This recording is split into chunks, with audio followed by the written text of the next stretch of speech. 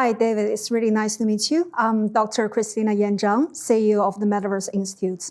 So we do advisory work for the United Nations, governments, investors, and the big entities. I also co-chair the United Nations International Telecommunication Union's task group on using many different frontier technologies to develop standardization process for governments worldwide.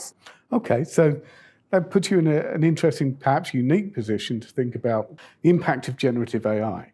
I'm thinking about it today in terms of its impact in the enterprise. And it seems to me that we've had different waves of technologies. Have we got the governance right? Or does the governance need to change because of the way GenAI is different somehow from previous technologies?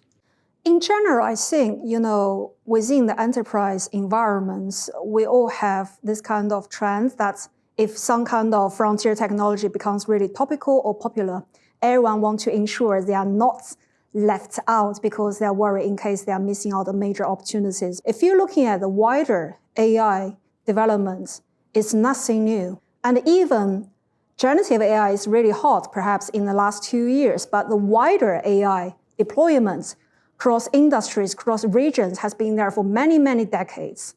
It's already very well developed.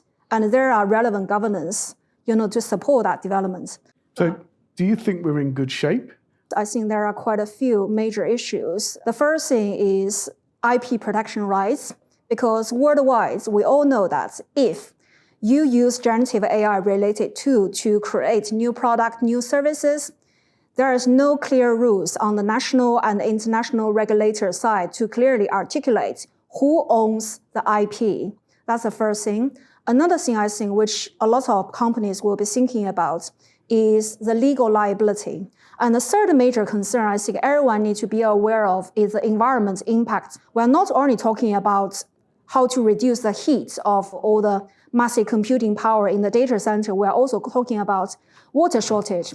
So you're saying they need to include this as part of their governance process? Absolutely, because within different jurisdictions, they will have ESG like a mandate. You have to review how the whole enterprise is actually compliant to meet the carbon footprints. So we shouldn't only looking at the exciting part of the generative AI, which is potentially getting more profit to the company, but also we need to make a very sound balance of the purpose of the company, because in the end, you can make all the money in the world, but if the world we're living in, the environment is not sustainable and we're all going to be barbecued, that doesn't sound quite right, right?